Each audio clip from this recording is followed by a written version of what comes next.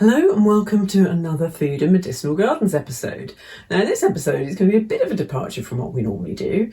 I've had an interesting month. Did a speech where the police were called. I was manhandled by a security guard and labelled as a dangerous far-right extremist. But there is going to be some garden things as well.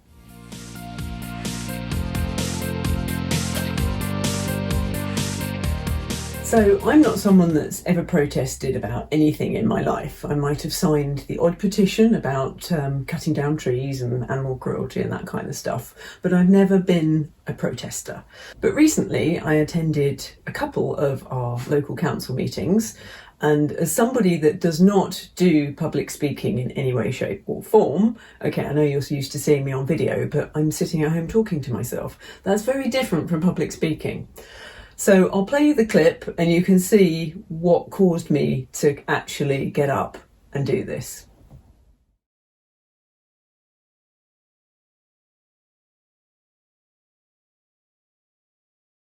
Good evening. After the last meeting, a councillor here branded us as a group of dangerous far-right extremists.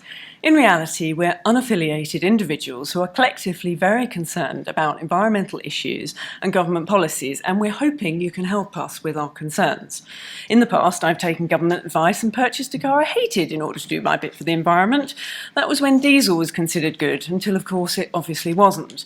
Now the government say that electric vehicles are good for the environment. Considering how many times governments U-turn on what is good and what isn't, have members of the panel independently researched the environmental impact of making the batteries for the proposed electric bikes, scooters, buses, etc. Do you know that in order to extract lithium, a single mine can use over 5,000 tonnes of sulfuric acid per day? To remove the acid, over 3,000 gallons of water is used per minute. Every year, that single mine produces over 350 million cubic yards of permanent waste laced with sulfuric acid and radioactive uranium. That information was provided by the US Bureau of Land Management about a mine in Nevada, and they anticipate what's left of the water supply in the area Indigenous people rely on could be contaminated for an estimated 300 years. Cobalt is also required for rechargeable batteries. In the last meeting, Councillor Moore asked about ensuring the council use ethically produced batteries. Your professional standards require you to adhere to ethical principles, so have you researched this further? Are you aware that unfortunately it isn't possible because 70% of cobalt is mined using child labour, which is mixed in the factories with the 30% that isn't? Professor Kara from Harvard University, a slavery researcher who visited these supposedly audited eco-mines in the Congo, where children work and die in unimaginably awful conditions, says, "There is no clean cobalt. There is not a single company on planet Earth that makes a device that has a rechargeable battery in it that can reliably and justifiably claim that their cobalt isn't coming from sources like that." Do not support this corporate greed and exploitation, especially when there are good green alternatives to EVs. And if there aren't any electric vehicles to charge, then the large, ugly power lines marching across our countryside won't be needed either. So for the record, we do not consent to public money being spent on any lithium battery operated vehicle, which will cause exponential increase in mining devastation. So no matter how enticing the financial incentives are, can we have the council's absolute assurance that you will do what is right and not allow yourselves to be pressured by the government into actions that do more harm than good? Thank you. And we are aware that the environmental impact of producing lithium batteries is bad for the environment. I think producing anything has an environmental impact. So, for example, a normal car would also have environmental impact, and I'm assuming materials for that would also need to be mined and produced. Well, current vehicles do not pollute the environment for 300 years just to make a battery.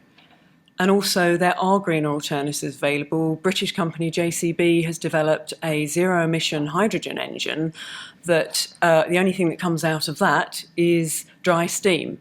So there are options like that for your fleet vehicles and the buses that should be looked at ahead of electric. And we need to set an example. If everybody boycotts the electric vehicle industry and doesn't support it, then this type of thing stops. And we have a duty as people and councillors to make sure these kind of atrocities do not happen. You should not be using batteries that do child labour or supporting any endeavours that do. So I'll link in the description below to the full video so you can hear all of their replies. But the long and the short of it is, yes, they know lithium batteries are bad, but they're going to carry on doing it anyway.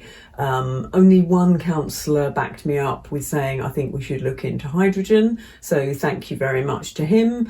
But everyone else is carrying on as normal. Now, to be fair, they don't have a lot of choice in it because the county council put pressure on them because the government puts pressures on them, and it's trickled down, and they don't get funding unless they go down this route. So I find this devastating that we've all been part of this just by owning a phone or a computer. None of us can get away from the way lithium is produced. But going into production for electric vehicles, that is just going to, the amount that's needed, this is going to get so much worse.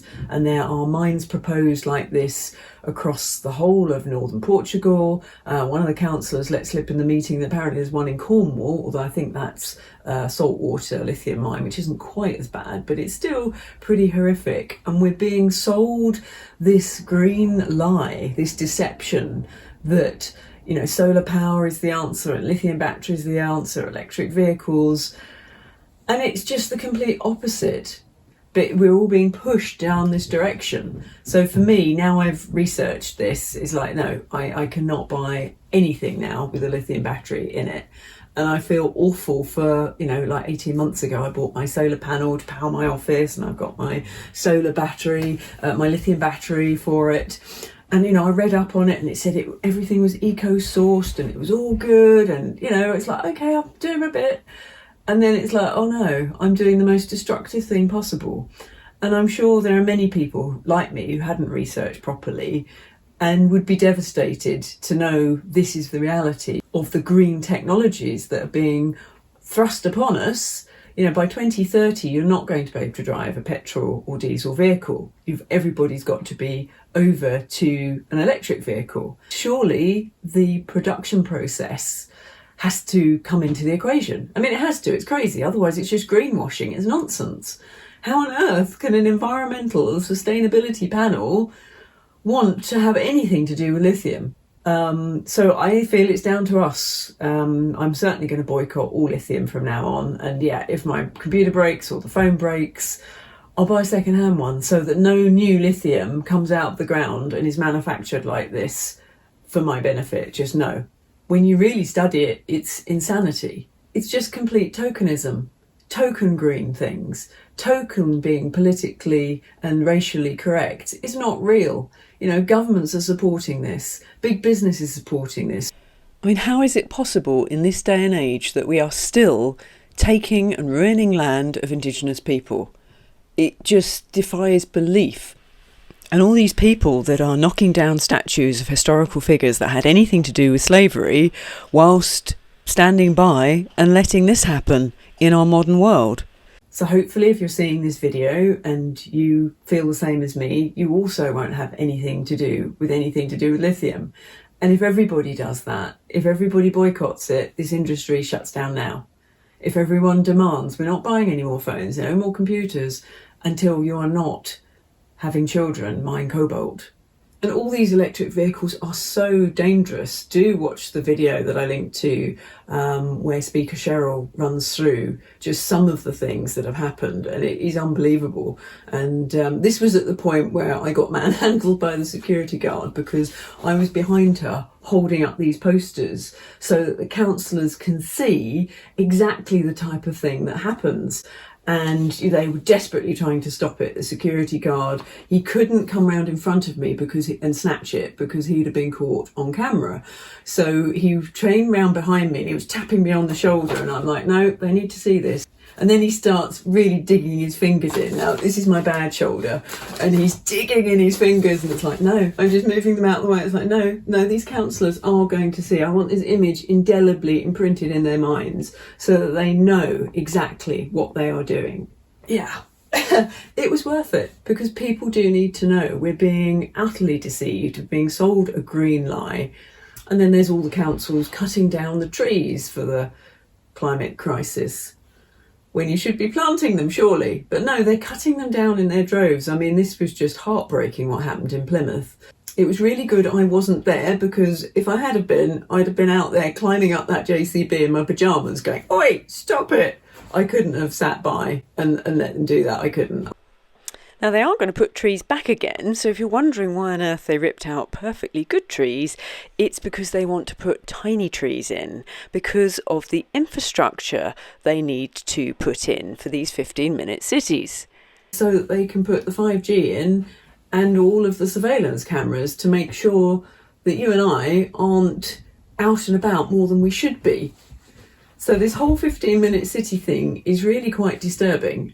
If you haven't really researched it, I would suggest you do. I think about a third of the population are fully aware of the implications of it all.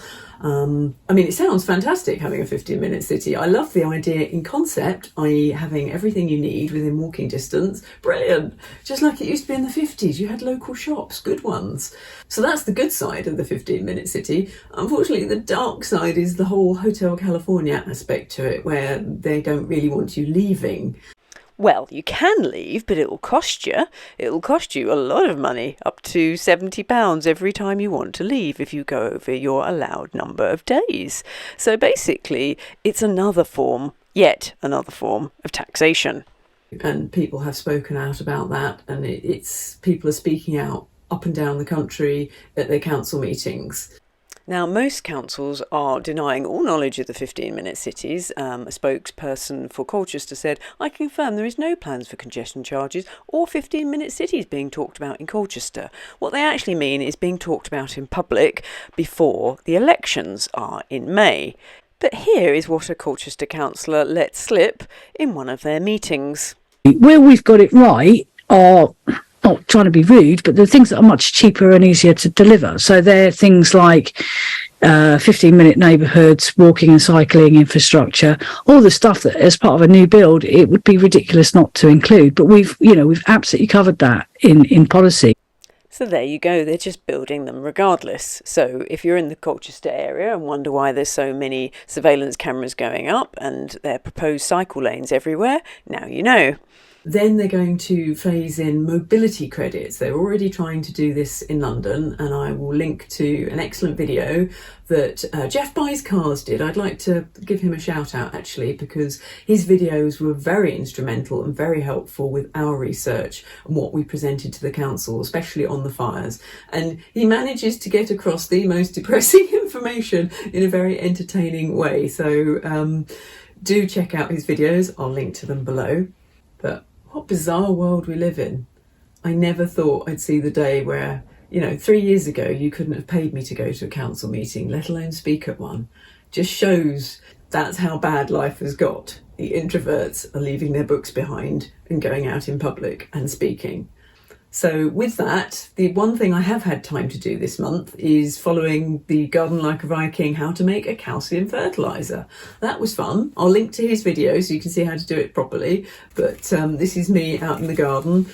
Thankfully, a friend of mine had warned me to do it outside because she tried it in the house, and it has quite an aroma when it's done. The actual process bit is fine, but it's definitely got an eau de crematorium about it. When it's done, you know by the smell.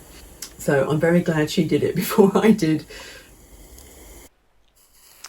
And then once you've got all the vinegar slowly added, because it does tend to burst up like a volcano, then you just leave it for a week, strain it all off, and then hey presto, you've got a shelf-stable calcium fertilizer, which is really good for all aspects of fruit and flowering and all that good stuff. It's really helpful for the plants, but I'll let the Garden Viking explain in full glorious detail, and I'll put the link below to his video. And let's finish with a quick update of what's in the grow tent. The onions are doing pretty well. Peppers, most of them have germinated, sadly not the purple cayenne. But what I'm most pleased about is my ginger. That's doing really well. I think soaking it definitely helped get it going quickly. Mushrooms sadly have come to an end, which is a shame, but never mind. I had a good crop from them, so can't complain. And tomatoes are looking a lot happier now I've got them out in proper daylight. Still a little bit leggy, but the one good thing about tomatoes is you can plant them a bit deeper than they're currently in. So hopefully they're salvageable. So I'm really looking forward to getting back to the allotment, getting my hands in the soil, and life getting back to normal. Although I'm getting a lot of stick in the allotment, they keep asking me if I'm going to be gluing myself to the pavement. It's like, no, why would I do that? Glue is bad for the environment. I might tie myself to a tree if they try and take it down, but that's my limit. No glue. Anyway, until next time, take good care. Bye.